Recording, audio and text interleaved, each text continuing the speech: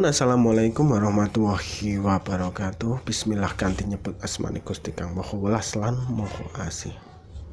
Saya ingin mengatakan kepada teman-teman, jangan pernah mencela apa yang kita anggap kecil, atau kita anggap hina, atau kita anggap biasa. Ada suatu hal yang merubah suatu kejadian karena keyakinan itu luntur. Kita sebut saja kata bismillah. Kita yakin terhadap kata bismillah itu dengan keyakinan 10% ataupun keyakinan 50%, keyakinan 80%, keyakinan 100%, itu efeknya sangat berbeda pada diri kita. Kita lihat semua sejarah yang kita miliki, dari sejarah para wali hingga sejarah para orang biasa yang merasa dirinya bodoh, tapi ketika dia diberikan suatu ijazah atau amalan oleh orang yang lebih tinggi ilmunya, baik itu kiai atau guru, dia cenderung melakukan dengan suatu keyakinan.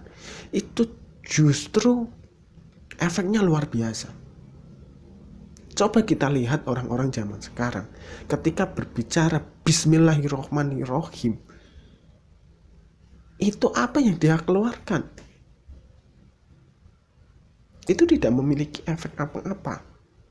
Coba kita lihat para kiai, para dukun dan lain sebagainya, ketika dia berbicara bismillahirrahmanirrahim, dia akan memberikan suatu energi positif, suatu hal yang bersifat pengabulan hajat terhadap apa yang dia ucapkan tersebut.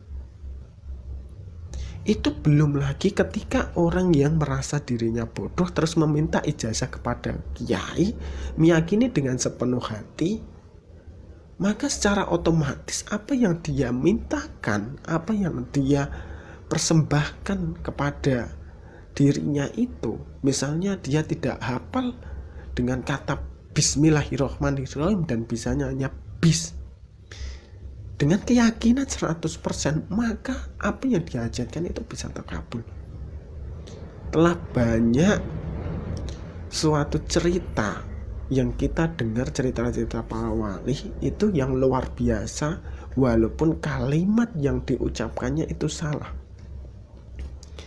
Misalnya ada kata Allahu Akbar dibaca dengan kata Allahu Bubar. Ini sesuatu yang sebenarnya kan kalau kita mendengar itu tertawa, tapi kita meyakini, dia meyakini bahwa itu adalah jimat atau itu adalah ijazah yang diberikan. Maka dengan keyakinan itu Tuhan Maha Tahu, itu baru Allahu Akbar, belum yang lain.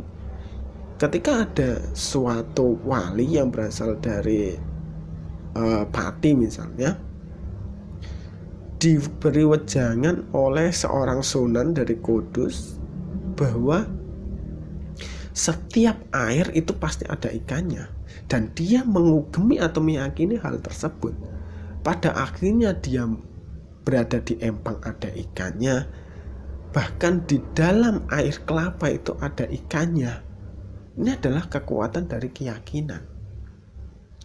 Tapi ketika ada seseorang yang diberi amalan seperti apapun, tapi keyakinannya atau afirmasi yang dimilikinya itu negatif, bahkan cenderung menolak, maka otomatis ini akan gagal atau mengcancel sebuah afirmasi atau sebuah doa atau sebuah keinginan atau hajat. Misalnya seperti ini, hal yang bersifat logis, misalnya ikan apakah bisa berada di dalam air kelapa? Tentunya kan hal yang mustahil. Tapi kenapa bisa dia bersifat seperti itu, bisa sampai ada di dalam air kelapa? Karena suatu keyakinan dia penuh. Tapi kalau keyakinannya itu setengah-setengah, misalnya hanya 90% dan masih 10% itu membatalkan keyakinan itu, maka hal yang luar biasa tidak akan terjadi. Bahkan teman-teman pernah mendengar bahwa ada suatu kiai yang membawa supir dan supirnya itu bilang kehabisan bensin di tengah perjalanan, dia mengambil air dari sungai lalu menyemplungkan ke dalam tangki BBM dan bisa jalan kembali. Ini adalah suatu mukjizat berkat karomah dan keyakinan. Apakah bisa dilakukan orang biasa? Bisa, asalkan keyakinan kita sudah sampai pada hal seperti itu. Cuma kadang kita sendiri itu membatalkan dari apa yang kita yakini sendiri. Misalnya saya tanya kepada teman-teman semua, bagaimana teman-teman memperoleh uang? Ada yang menjawab dengan bekerja. Ya, dengan bekerja. Ini kalau mindset kita sudah tertanam bahwa dengan mendapatkan uang itu dengan bekerja, maka secara tidak langsung semuanya itu akan mengarah kepada bekerja dan mendapat uang. Lalu saya tanya, bagaimana dengan anak-anak? Apakah dia bekerja? Tidak. Tapi kenapa dia memperoleh uang? Ya karena orang tuanya yang bekerja, kan seperti itu. Misalnya ada rumah tangga, dia tidak bekerja, dia hanya di rumah mengurus anak dan mengurus rumah. Apakah dia mendapatkan uang? Ya, karena dia berkata dikasih suaminya. Oke, seperti itu. Lalu bagaimana dengan kiai misalnya? Dia ngawulo kepada gustinya, dia mengajar, tapi kecenderungannya rata-rata mereka dianggap tidak bekerja. Tapi kok mereka bisa membangun pesantren sebegitu besar? Bisa membangun suatu peradaban dari santri-santri yang menjadi generasi penerus?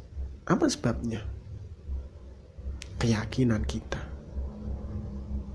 Kalau kita meyakini suatu hal, ugemi dengan 100%, jangan pernah setengah-setengah. Kalau kita mengugiminya setengah-setengah, maka keyakinan itu akan batal. Kita bilang dengan mendapatkan uang kita harus bekerja. Lalu bagaimana orang yang mendepositkan uang 100 miliar katakanlah di suatu bank, lalu setiap bulannya dia memperoleh bagi hasil misalnya. Bagaimana dengan hal seperti itu? Lalu bagaimana dengan seorang pengusaha? Apakah dia harus bekerja? Perusahaannya sudah autopilot. Dia diberikan mandat kepada seorang manajer, seorang direktur, seorang pimpinan perusahaan. Dia tinggal traveling ke sana kemari dan hanya berbagi dan lain sebagainya. Ini adalah mindset kita. Ingat, apa yang ada di sekeliling kita itu adalah apa yang kita pikirkan, apa yang mindset ini pikirkan. Jika teman-teman berpikir bahwa saya akan mendapatkan mobil berwarna merah, itu berupa misalnya katakanlah Alphard, atau misalnya Pajero, atau misalnya Expander, atau misalnya CR-V dan lain sebagainya. Terserah mereknya teman-teman semua. Coba afirmasi hal ini ke dalam kepala teman-teman semua. Saya akan memiliki, bukan akan, saya sudah memiliki, saya memiliki mobil seperti ini. Ingat teman-teman, satu kali teman-teman afirmasi itu di kepala teman-teman akan menolak. 2 kali teman-teman afirmasi masih menolak, 3 kali, berkali-kali teman-teman afirmasi, lama-lama kepala ini akan menerima. Setelah menerima, coba lihat, setiap perjalanan teman-teman itu pasti menemukan mobil yang teman-teman sebut berwarna merah. Dari jauh, semakin mendekat kita lihat di parkiran, semakin mendekat kita lihat di showroom, semakin mendekat kita lihat di garasi rumah kita. Itu seperti itu. Itu adalah suatu afirmasi yang mungkin sebagian besar dari kita itu merahasiakan. Karena apa mereka merahasiakan? Karena orang yang memiliki afirmasi seperti ini itu cenderung jalannya itu melalui proses atau tidak mudah. Setelah jalannya melalui proses, dia kalau tidak memiliki pembimbing cenderungnya itu akan ngawur. Karena hal yang bersifat demikian itu harus ada bimbingan, harus ada kontrol, harus ada apa. Kecuali kalau kita sudah dilepas oleh seorang guru, udah berlaku seperti ini, jalankan. Afirmasi ini akan terus-menerus kita lakukan. Dan ingat, sebuah afirmasi itu dimulai dari sesuatu yang kecil.